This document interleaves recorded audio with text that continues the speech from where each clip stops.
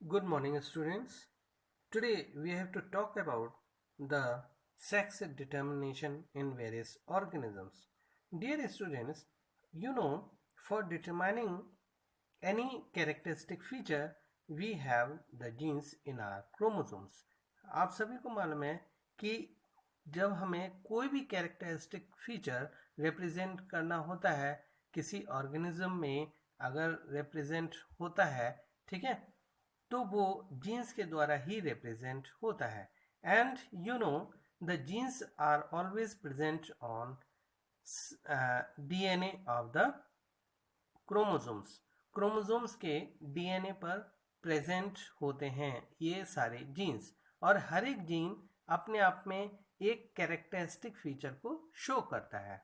Okay, ये chromosomes sorry ये DNA जब डबल हेलिकल स्ट्रक्चर बना लेते हैं तो जीन्स उन पर पीसेस के रूप में कनेक्टेड होती हैं और अटैच्ड होती हैं, अलाइन होती हैं.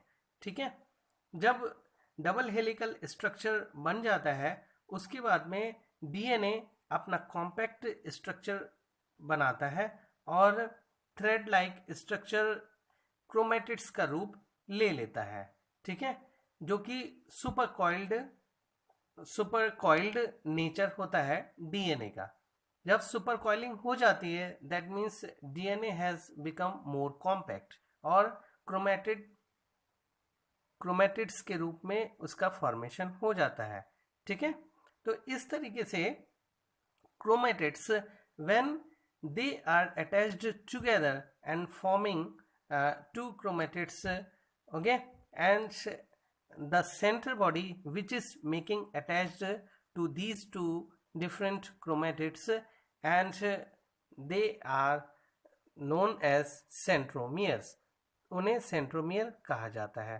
तो इस तरीके से हमने देखा कि किस तरीके से डीएनए का स्ट्रक्चर कैसे क्रोमोसोम को फॉर्म करता है और क्रोमोसोम्स अपने आप में जीन्स को कंबाइन करके रखते हैं. अब ये जीन्स क्रोमोसोम्स पर किस तरीके से रिप्रेजेंट होते हैं? जीन्स क्रोमोसोम्स के ऊपर कोड्स के रूप में प्रेजेंट होते हैं. And here in our picture you can see the genes are represented on chromosomes in the form of bands, and these bands हर एक जीन्स को रिप्रेजेंट कर रहे हैं. यहाँ पर आप डायग्राम में देख सकते हैं कि हर एक बैंड है जो क्रोमोसोम्स पर प्रेजेंट है, और हर एक जीन अपने आप में एक कैरेक्टरिस्टिक फीचर को रिप्रेजेंट करने के लिए होता है. ठीक है, जो हर एक क्रोमोसोम पर प्रेजेंट होते हैं ये band like structures, these are the actually the genes. Okay, so genes are aligned together on chromosomes one and another. ठीक है, एक के बाद एक अलाइन होते हैं क्रोमोसोम्स के ऊपर. Okay, so whole length of the chromosome is shown in different band patterns. Different band patterns में फुल क्रोमोसोम की लेंथ शो करती है डिफरेंट जीन्स को. ठीक है, so these are actually the genes which will determine the sex of the chromosomes. Okay, when a male gamete fuses with the female gamete during the fertilization, they make a new cell called the zygote. जब male gamete और female gamete zygote का formation करते हैं during the fertilisation process, ठीक है, तो क्या होता है? Full set of genes on a full set of chromosome. ये फुल सेट ऑफ क्रोमोसोम जो दिखाई दे रहा है, ठीक है, ये डीएनए का स्ट्रक्चर है, helical structure. Okay, so in the next slide we are having the picture of chromosome, ठीक है। तो ये क्रोमोसोम के दो स्ट्रैंड्स होते हैं, these are the two strands of chromosomes which are representing the whole chromosome, okay. Here in this picture we will have the presentation of different genes on chromosome. Now you know the zygote grows and develops to form an organism having characteristics or traits from both the parents which it has inherited through genes. Okay, zygote में हम देखते हैं कि organisms के अंदर organisms में different characteristics represent होते हैं, ठीक है।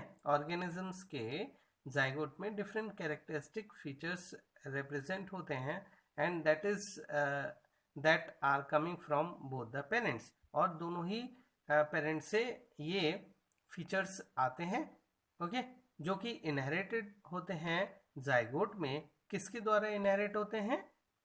जीन्स के द्वारा, ओके, जीन्स के द्वारा इनहेरिट होते हैं during the gamete formation and fertilisation of the gametes, ठीक है। द टू जीन्स और pair of genes responsible for particular characteristics are always present on corresponding positions of the pair of the chromosomes. हमेशा जो jeans होती हैं chromosomes पर present होती हैं वो कॉरस्पॉन्डिंग साइट्स पर ही प्रेजेंट होती हैं हर एक क्रोमोसोम में, okay, and these corresponding sites they are known as the homologous sites of the chromosomes, okay, and these homologous sites, they are present on two different chromosomes, okay, two different chromosomes में पर present होती हैं and they form the pairs, okay, pairs का formation करती हैं। now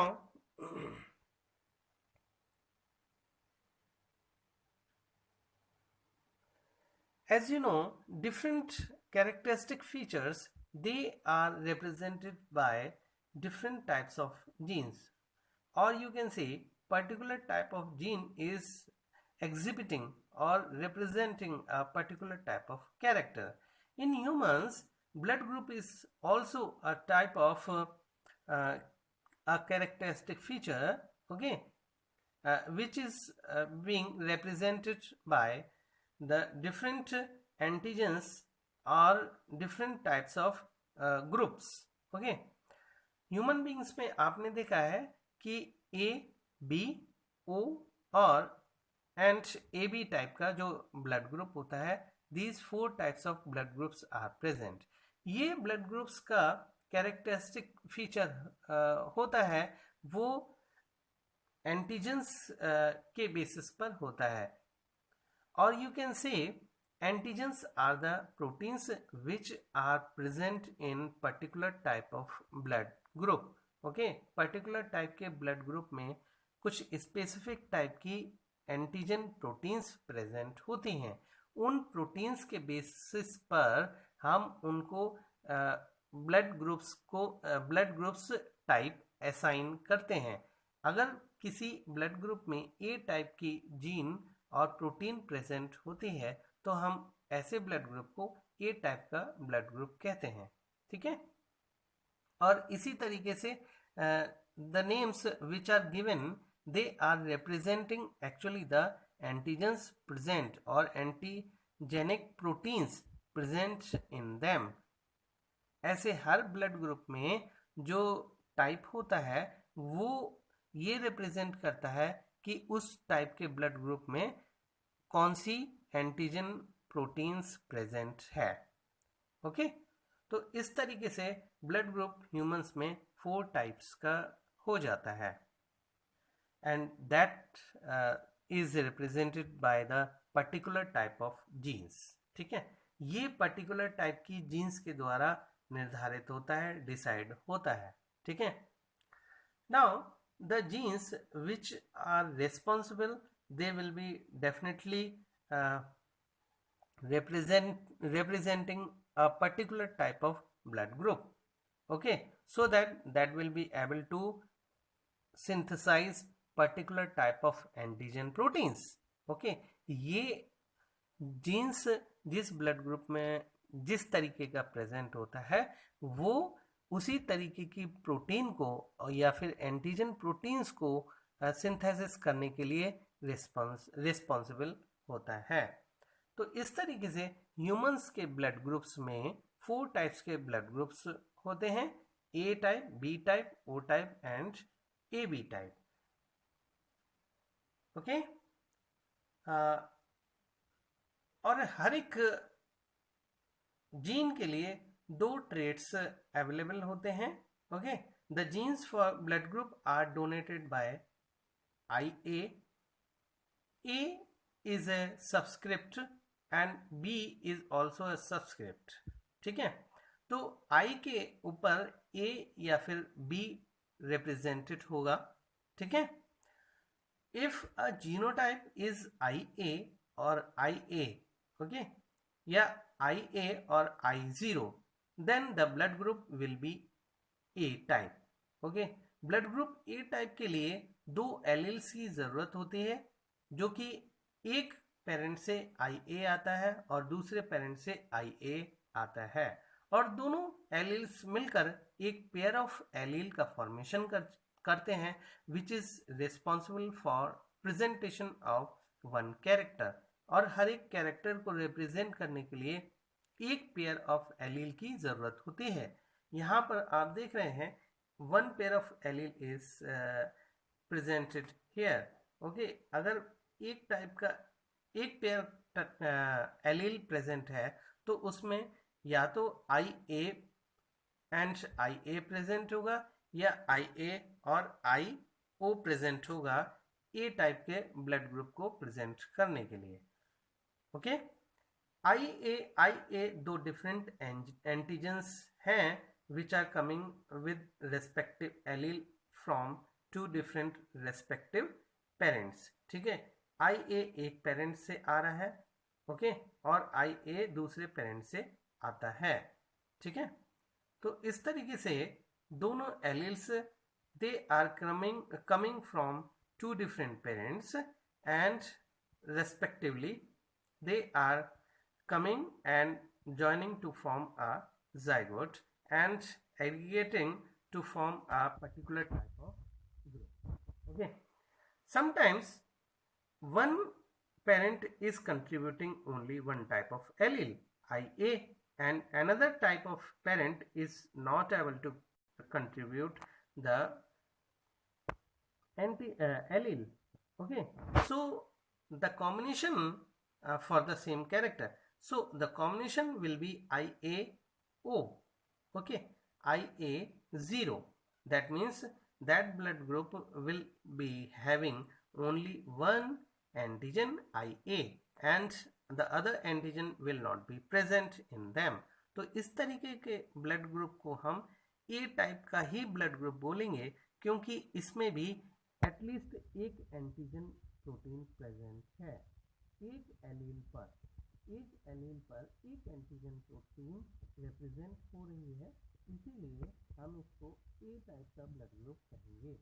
इसी तरीके के ब्लड ग्रुप बी में भी एंटीजेंस प्रेजेंट होता है, ठीक है। और आगे के पिक्चर में हम देख सकते हैं क्या क्या पॉसिबिलिटी हो सकती है ब्लड ग्रुप्स की। IA allele from one parent that is combining to the allele from another parent, and they are representing the genotype of IA and IA as given in the picture, okay, and they are united together forming a blood type that is having A type in offspring, okay। Then there is another possibility IA and IB, that is unitedly forming IA and IB. Okay, that will form a AB type of blood group, and these two alleles, they are coming from two different parents. Okay, then IA and I, simply I, that is having no antigen, so it will connect and to another antigen. Okay, that will connect to another allele, and but that is not having any antigen, so it will combine to form only A type of blood group. So A type of blood group may have two antigens, IA and IA, and one will be less antigen. Okay, likewise IA here, that is coming from one parent, and IB, that is also coming from different parent, and they are uniting together in formation of zygote, and they will form AB type of blood group. Likewise IB and IB, that will combine together in zygote, and it will form IB, and the blood group will be B type. Okay, then IB type allele, that will unite together only I, that will be lacking a antigen. Okay, so it will be having only IB one allele, and another allele that will not be having any antigen, but still that will be forming a blood type of B. And in last case, you are seeing only I, and here also only I. That means both the antigens are not present on either of the allele, that is coming from different parent. हर एक parent से जो allele आ रहा है उसमें कोई भी antigen present नहीं है, और हर एक एलील विदाउट एंटीजन जाइगोट में कंबाइन हो रहा है, और उसका जीनोटाइप आई टाइप का है, और that will be forming the blood group of O type. O type के ब्लड ग्रुप का फॉर्मेशन होता है, that represents none of any type of antigen. Blood group O में किसी भी तरीके का एंटीजन प्रेजेंट नहीं होता. That means if that type of blood group is given to any type of blood group, that will be beneficial to any type of blood group, and that can be donated. Okay, तो इस तरीके से हमने देखा कि हर एक type के blood group में कौन कौन से टाइप के एंटीजेंस प्रेजेंट होते हैं. ठीक है, अगर ये डिफरेंट टाइप्स के एंटीजेंस को हम कंबाइन कर देंगे तो उनके बीच में एंटीजेंस डिफरेंट एंटीजेंस की क्लॉटिंग हो जाएगी, और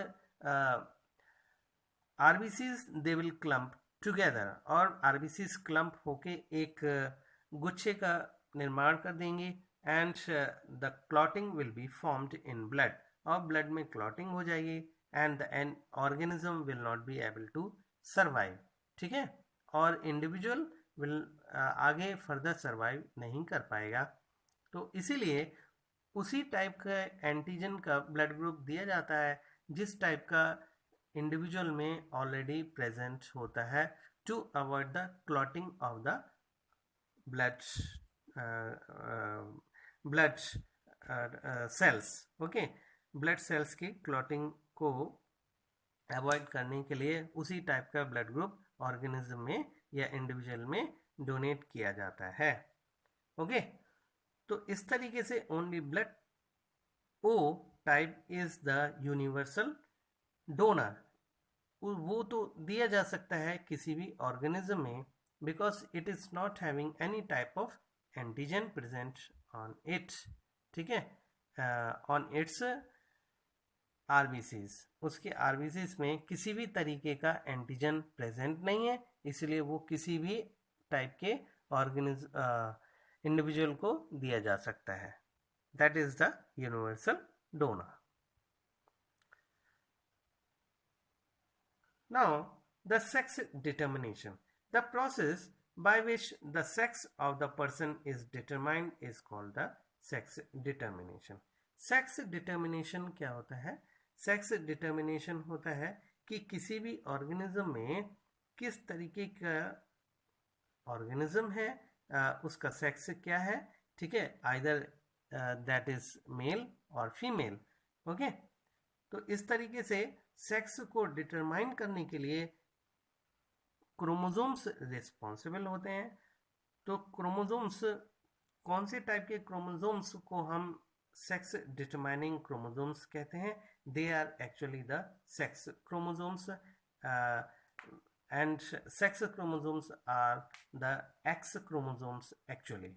ओके, सेक्स क्रोमोसोम्स को हम एक्स क्रोमोसोम्स भी कहते हैं because in most of the times they are representing the sex of the organism. That's why. Then sex chromosomes in humans, if we study, then we see there are 23 pairs of chromosomes, overall 46 pairs of chromosomes, and 22 pairs of chromosomes are autosomes, whereas only one pair of chromosome is representing the sex of the organism. ठीक है, then कितने तरीके के chromosomes humans में present होते हैं? They are actually the 2 types of chromosomes. कौन कौन से क्रोमोसोम्स प्रेजेंट होते हैं? ऑटोसोम्स प्रेजेंट होते हैं और सेक्स क्रोमोसोम्स प्रेजेंट होते हैं.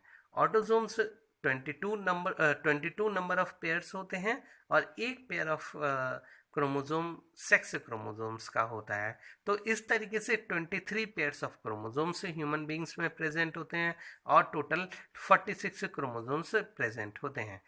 तो एक पेयर जो कि सेक्स क्रोमोसोम का है, उसमें 2 तरीके के क्रोमोसोम्स हो सकते हैं.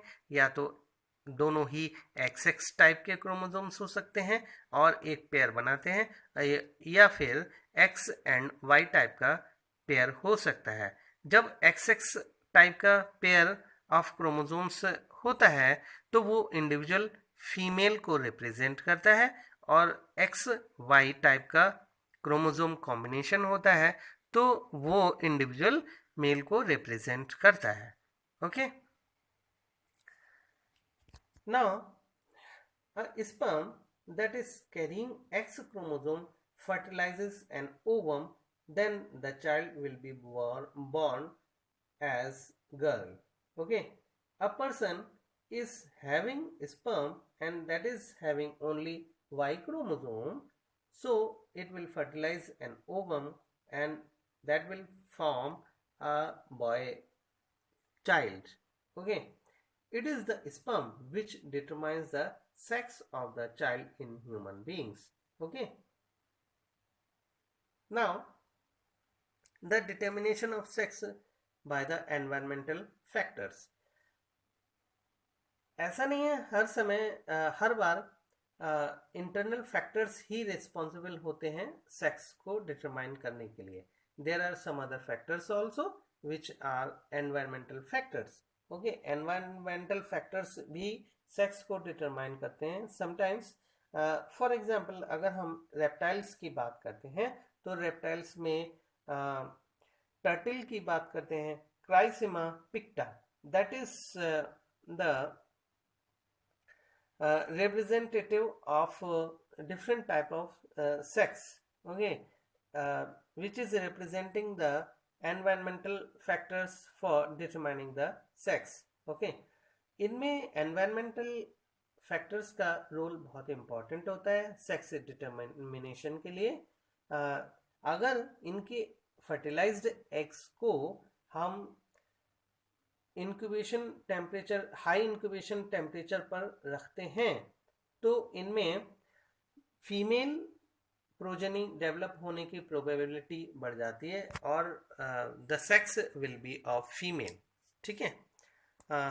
हाई टेम्परेचर पर क्राइजिमा पिक्टा या फिर टर्टल्स के इन फर्टिलाइज्ड एग्स को इंक्यूबेशन पर हाई टेम्परेचर पर रखते हैं तो उनमें फीमेल प्रोजेनी डेवलप होती है। और अगर लिजर्ड एगामा को अगर हम स्टडी करते हैं और उसमें फर्टिलाइज्ड एग्स को अगर हाई टेम्परेचर पर इंक्यूबेट करने के लिए रखते हैं तो उनमें फीमेल के बजाय मेल प्रोजेनी का डेवलपमेंट होता है। जो एग्स हाई इंक्यूबेशन टेम्परेचर पर रखे गए हैं उनमें मेल गैमीट्स और मेल प्रोजेनी डेवलप होते हैं। ओके, तो इस तरीके से हम देखते हैं कि sex determination will be determined by the environmental factors also. ठीक है, एनवायरमेंटल का फैक्टर्स भी डिटरमाइन कर रहे होते हैं। कुछ ऑर्गेनिजम्स में हम स्टडी कर चुके हैं। Okay, now the sex determination in human beings as we have already discussed, see here in the picture the male is contributing two types of chromosomes, X and Y chromosome. Okay, here with the help of diagram we can study well. Okay, so the gametes will be formed either with the X, okay, X type or Y type of sperm.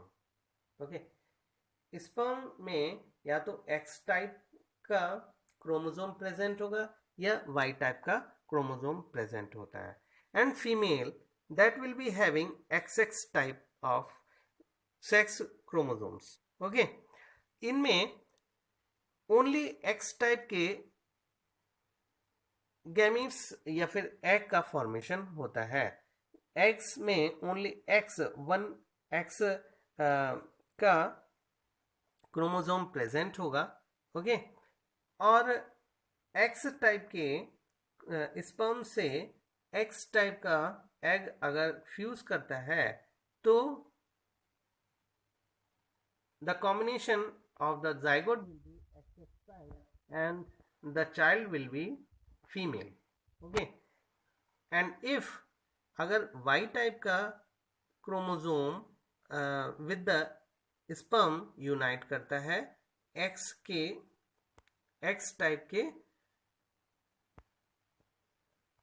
X से, तो क्या होता है, जो formation होगा zygote का that will contain XY type. Okay, उसमें दोनों टाइप के X एंड Y टाइप के क्रोमोसोम्स का कॉम्बिनेशन होता है and the child will be male. ठीक है, मेल चाइल्ड का डेवलपमेंट होता है। इस तरीके से हमने देखा कि फीमेल तो ओनली एक ही टाइप का क्रोमोसोम रिप्रेजेंट करती है X टाइप का, और मेल X एंड Y दो टाइप के क्रोमोसोम्स को रिप्रेजेंट करते हैं। तो हम कह सकते हैं कि it is the male which is able to determine the sex of the individual. ठीक है, मेल ही रिस्पॉन्सिबल होता है सेक्स को डिटरमाइनिंग के लिए ह्यूमन बींग्स में। Okay, now the traits, types of the traits. There are two types of traits, acquired traits and inherited traits. Acquired traits are the traits which are acquired during the life cycle. Life cycle में जो traits हम acquire करते हैं, there are so many number of learning habits which we acquire. ठीक है, ऐसी बहुत सारी हैबिट्स होती हैं जो हम एक्वायर करते हैं, they are actually the acquired traits. ठीक है, a trait of an organism which is not inherited but develops in response to the environment is called the acquired trait. Acquired traits actually inherited नहीं होते, parent से inherited नहीं होते during the gamete formation. Okay, gamete के formation में ये ऐसे traits होते हैं जो इनहेरिट नहीं होते, पेरेंट्स से ऑफस्प्रिंग में नहीं आते हैं, और ये एनवायरनमेंट के डिफरेंट कंडीशंस के अगेंस्ट में एक्वायर्ड होते हैं या डेवलप होते हैं. Okay. Acquired traits cannot be passed on to the future generations. Acquired traits future generation में transfer नहीं होते हैं. For example, the knowledge doing something or any characteristic which was caused due to the environmental factors and not present by birth. जब हम knowledge की बात करते हैं तो वो क्या है, एक कैरेक्टरिस्टिक है, ठीक है, जो किसी भी पर्सन के द्वारा एनवायरमेंटल फैक्टर्स की तरह से हम एक्वायर करते हैं, which is not present from the birth. Okay, जो बर्थ से प्रेजेंट नहीं होती है बट एनवायरमेंटल फैक्टर्स की तरह इसे हम एक्वायर करते हैं. ओके.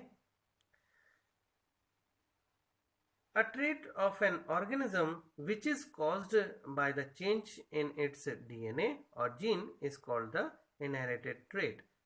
ऐसा ट्रेट जो कि पर्सन के या इंडिविजुअल के या ऑर्गेनिज्म के डीएनए में चेंज करने पर होता है, ठीक है, और उस ऑर्गेनिज्म का कैरेक्टरिस्टिक चेंज हो जाता है, ठीक है.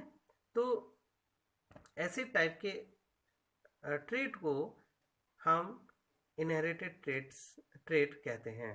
A trait of an organism which is caused by change in its DNA. और ऐसा ट्रेट जो कि ऑर्गेनिज्म के डीएनए में चेंजेस कर देता है या जीन्स में चेंज कर देता है, तो ऐसा ट्रेट इनहेरिटेड ट्रेट कहलाता है. And it is passed on from parents to offspring और one generation to the next generation. एक जनरेशन से दूसरी जनरेशन में ट्रांसफर होते हैं और ट्रांसमिट होते हैं. These are characteristics which are receive from our parents. और इसी तरीके से हम अपने पेरेंट्स से इन कैरेक्टरिस्टिक्स को जीन्स के रूप में रिसीव करते हैं. Only these traits can be transmitted to future generations. Future generations में ओनली इस तरीके के या फिर इनहेरिटेड ट्रेट्स ही ट्रांसमिट होते हैं. Okay. For example, I colour and skin complexion, they are actually the inherited traits which are transferred from parents to offspring. Okay, this is the today's lecture. Thank you all.